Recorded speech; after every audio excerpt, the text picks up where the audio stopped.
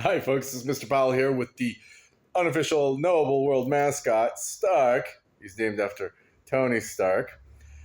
And I'm happy to present to you now the full interview on Chinese history with Emma, one of my lower elementary superstars. You're going to learn Chinese history from Emma. Stark, you're not ready to learn, are you? No. Okay. But you guys are. So enjoy. Oh, and Stark forgot to mention something before, and that is that these interviews are conducted without any preparation or props of any kind. But what I decided to do was to put the slides after the fact so that you can benefit from watching the interviews with the slides. Stark, is that a good idea? Stark thinks it's a good idea. All right, enjoy.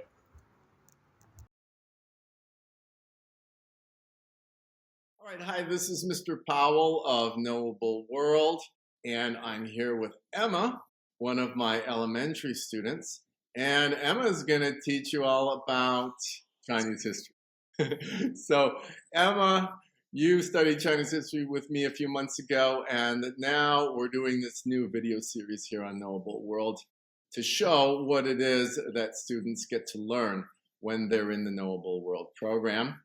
And so we're going to do Chinese history, of course, but we're going to start where we always should start, with the fact that at Knowable World, history is taught as the revelation and explanation of the world we live in, right? We're not just studying the past.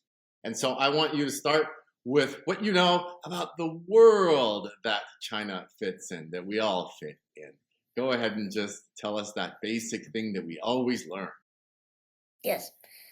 The world we live in is an interconnected agglomeration of nearly 200 countries organized into 10 major cultural blocks, mainly controlled by 5 cardinal cultures in which the United States has primacy. All right, there we go. That wasn't hard at all. All right, so it's a world of 10 cultural blocks. Can you tell me what those 10 cultural blocks are that we know there's 200 countries. Everybody knows that. It's way too much to handle. But what we do in Noble World is we organize it into what big building blocks of knowledge? The United States, Japan, China, Russia, and India. Okay, those are the 5 countries. And then we combine other countries into blocks, right? What are those blocks called? Iberosphere, Anglosphere, the European Union, Sub-Saharan Africa, the Islamic world. The Islamic world. There you go. Okay, those are the top 5 in terms of those blocks. And you mentioned when you explained that the world can be organized that there are such things as cardinal cultures. Can you briefly explain what we understand by that? They made the most impact in the world that we live in today. Okay, that's it. Exactly right. Okay, and China is one of them. Okay, but what version of China? We start with the present in Knowable World. What kind of China is there in the world today? The post-Maoist China. Okay, can you explain why we use that expression? What does that mean? Most adults would not even know what you're talking about, so help them. So Maoism ended in 1978 when Deng Xiaoping said to get rich is glorious. Nice. Maoism. And Maoism came from whom? Mao Zedong. Mao Zedong. Okay, good. And it's a version of what? Communism. It's a version of communism. Okay, and then Deng Xiaoping said this very strange thing. To get rich is glorious. How can we tell in our world that this modern version of China has become much more important? How can we easily see that even in our daily lives? There's so many things made by it. That's just made in China. Made in China, made in China, exactly right. Okay, so that's where we are today. And when Deng Xiaoping said to get rich is glorious, it was because China was in bad shape. We're going to talk a little bit more about that when we circle back around. But ever since, all this made in China has happened, this made in China revolution. And that was because he allowed people to become more free. That seems like a really nice thing to do for a communist leader. What Yeah. is the idea there of using your power in that way? It's just like help the people, make them more free, and like basically just help them like be able to make stuff, sell it out of the country. Okay, so when Deng Xiaoping said to get rich is glorious, he was using all the power that he had in a really nice way. When we study Chinese history, we can see that this is connected to a whole long story. First of all, what is that called when somebody that has so much power does basically good things for the people? Benevolent despotism. Called benevolent despotism. Where does that begin? Take us back to the beginning of Chinese history, please. Circa 2200 BC, when Denzo, no, when Shun gives power to you. When Shun gives power to you. Can you explain why that's such an interesting fact? Was you just his son? No, you was in a different family. Because usually in Chinese history, when another dynasty goes on, gives it to the son. The king gives it to his son. And it was weird because, well, Shun didn't give it to his son. He gave it to you. He gave it to you, who was one of his ministers. Do you remember why he did that? He thought you would be a better leader than his son. All right, so Shun gave power to you, and that started a new dynasty. And, Yeah. well, we don't study all the dynasties in Knowable World because basically it doesn't really matter all that much. What matters is the pattern. What's the pattern of Chinese history? They get too powerful, and the power starts corrupting, and then Okay. And how do the people respond? they go to war against their government. Eventually, they sure do, right? And it falls apart, and then along comes the next guy, and it starts all over again. Over and over and over. Okay. So that's why we don't study the details. It's not really important. Some adults might know about the Han Dynasty and the Song Dynasty and the Tang Dynasty. And my goodness, you can memorize all kinds of useless things about that. But really, it doesn't matter. What matters is that China was like that for thousands of years. That's amazing. For 4,000 years of power. What Yeah. broke up the pattern? What brought China into modern?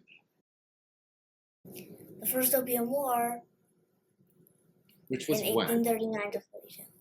Awesome. Okay. And what happened? What were the two sides? What's this thing called opium? What was the deal?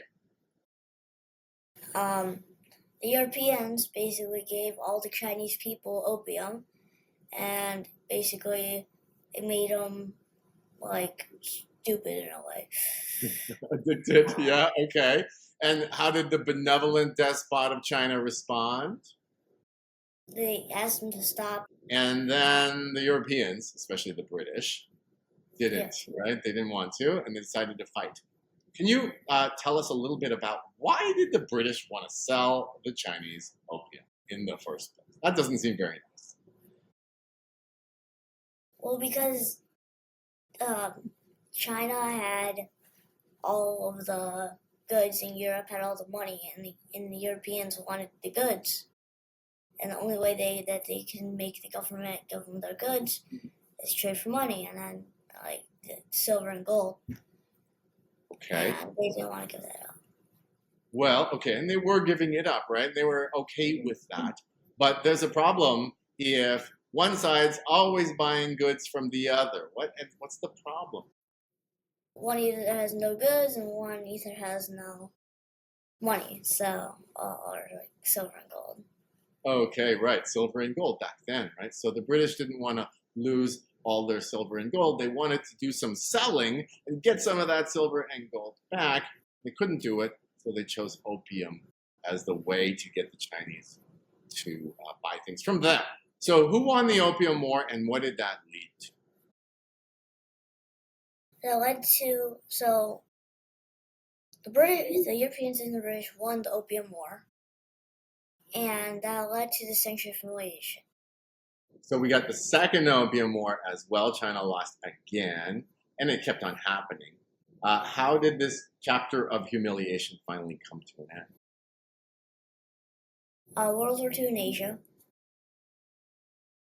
1937 to 45.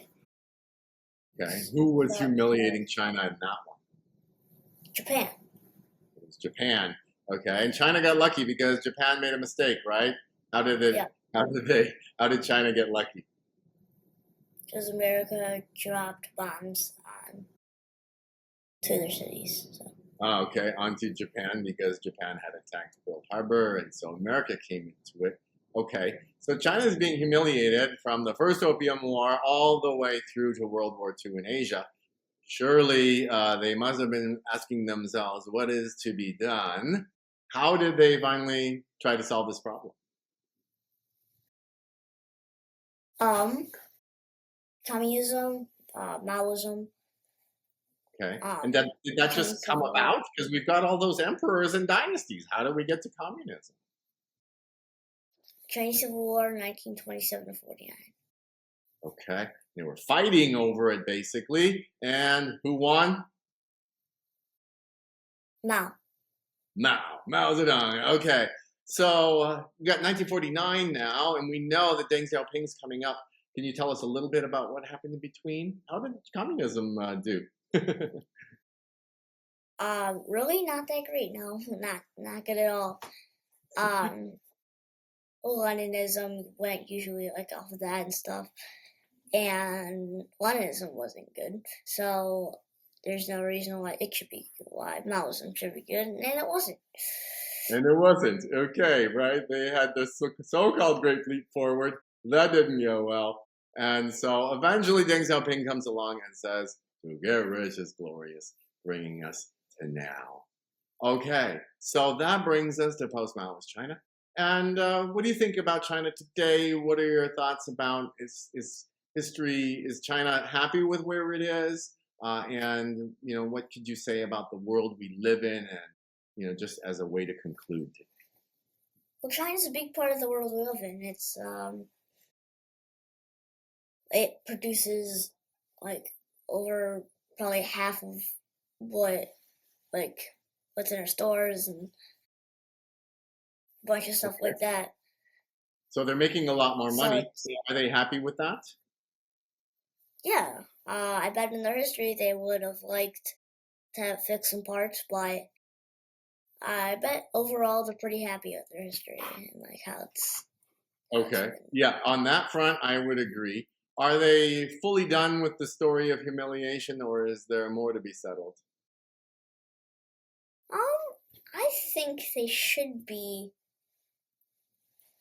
done with their humiliations because like now like Tokyo's built up and like Now, isn't there's a there lot of one people. part of geography that kind of still has them upset? Taiwan. Oh, there Yeah. you go, right? So we might be worried about that one. They might have a grudge against Japan that they're holding on to. Right. But in this world, China's not the Middle Kingdom. What is? The United States. United States. All right. So there you go. So thank you, Emma, for walking us through Chinese history. We went all the way back to Shonan Yu and the thousands of years of dynasties, and that brought us through to the modern challenges that China has relating to the rest of the world. And so here you have it, folks. This is an elementary grade historian showing what she's able to do. And so thank you for sharing with us, Emma. And hopefully we'll see you again in the series, okay? Yeah, thank you.